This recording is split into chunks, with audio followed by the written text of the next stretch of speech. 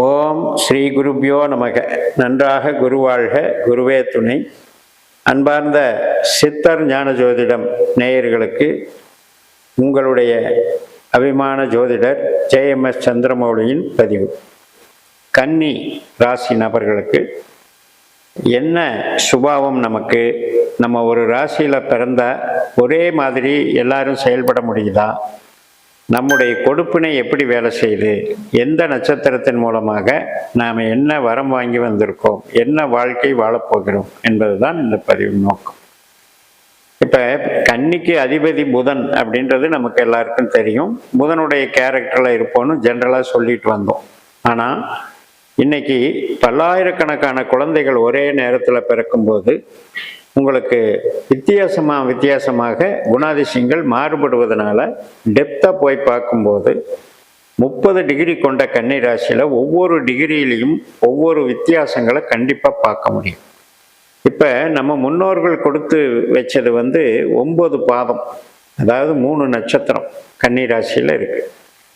சூரியனுடைய முதல் பாதம் தவிர 3 பாதங்கள், 2, 3, 4 பாதங்கள், அதாவது உத்தரம் நட்சத்திரம், சந்திரனுடைய அஸ்த நட்சத்திரம், செவ்வாயினுடைய சித்திரை நட்சத்திரம், இந்த 3 நட்சத்திரம் கொண்டது தான் கன்னிராசி.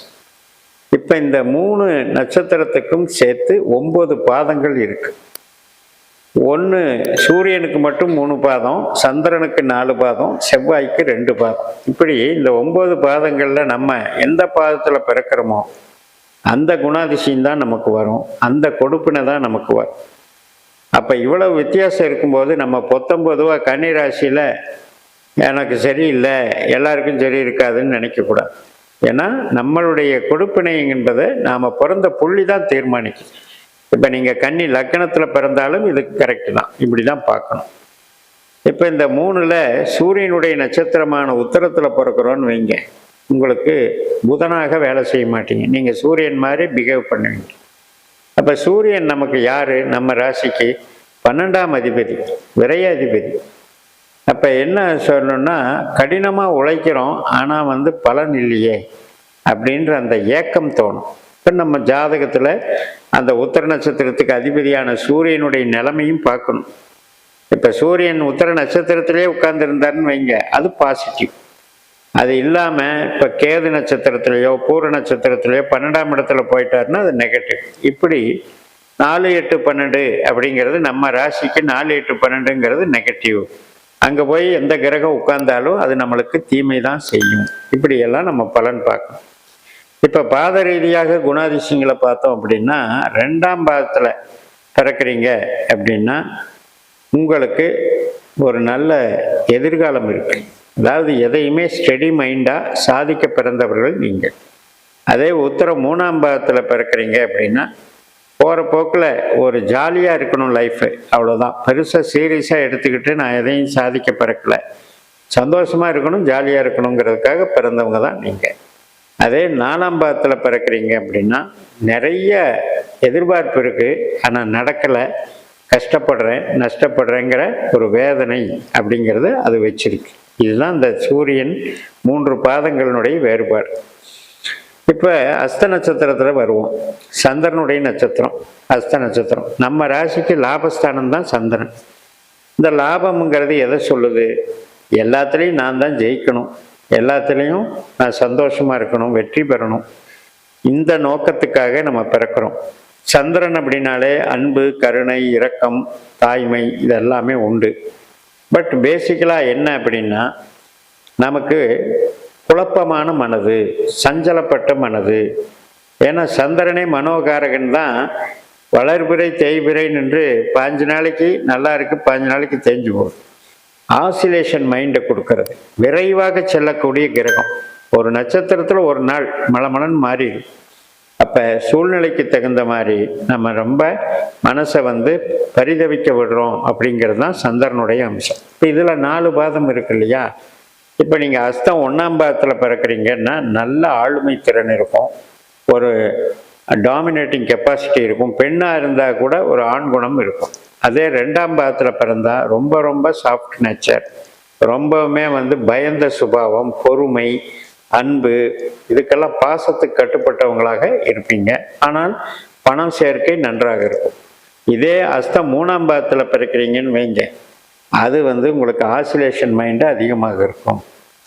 அதாவது இன்னைக்கு ஒரு பேச்சு நாளைக்கு ஒரு பேச்சு, அதே மாதிரி உறவுகளும் அப்படி தான். இன்னைக்கு நல்லா இருக்குன்னு சொல்ல உறவு நாளைக்கு நல்லா இல்லை.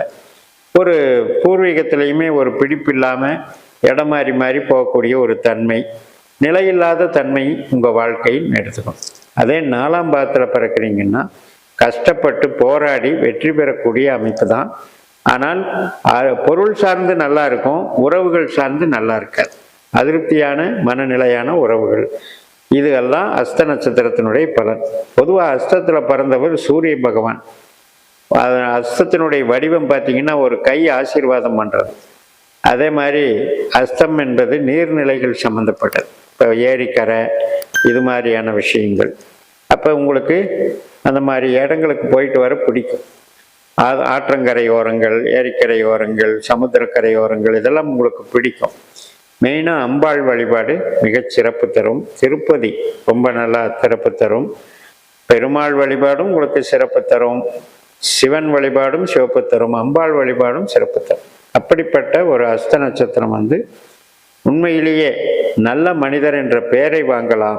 ஆனால் வந்து மனசில் ஒரு பயம் கலந்த, இனம் புரியாத ஒரு பயம் உங்களுக்கு இருந்துக்கிட்டே இருக்குங்கிறத நாம் தான் ஸ்பிரிச்சுவல் ஆக்டிவிட்டீஸ் மூலம் நம்ம மாற்றிக்கணும். அதே மாதிரி நம்மளுடைய மனக்கட்டுப்பாடுகளை நம்ம சீரமைச்சிக்கணும். எதில் வந்து ஸ்டடியாக பேசணும் அப்படிங்கிறத நாமளே பயிற்சி எடுத்து கரெக்ட் பண்ணி கொண்டு போகணும். அடுத்தபடியாக செவ்வாயினுடைய 2 நட்சத்திரம் இருக்குது. சித்திரை, அதாவது 2 பாதம் இருக்குது. சித்திரை 1, 2 பாதங்கள். இது வந்து செவ்வாய் பார்த்தீங்கன்னா அஷ்டமாதிபதி ஆகிறார், நம்மளுக்கு 8ஆம் வீட்டுக்குடையவர் ஆகிறார். அதனால் 3ஆம் இடத்துக்கு உண்டான மனசுக்கும் அவர் சம்மந்தப்படுறதுனால ஒரு ரிசர்வ் டைப் ஆஃப் மைண்டுன்னு சொல்லுவோம் இல்லையா, காம்ப்ளெக்ஸ் ஃபீலிங். எதுக்கெடுத்தாலும் தயக்கம், ஒரு ப்ரெசன்டேஷன் கொடுக்கறதுக்கு தயக்கப்படுறது. ஆனால் உள்ளுக்குள்ளே பயங்கரமாக வேகம் இருக்கும், இப்படியெல்லாம் சொல்லலான்னு எண்ணம் இருக்கும். ஆனால் அது சொல்கிறதுக்கு முடியாமல் தவிக்கிறது.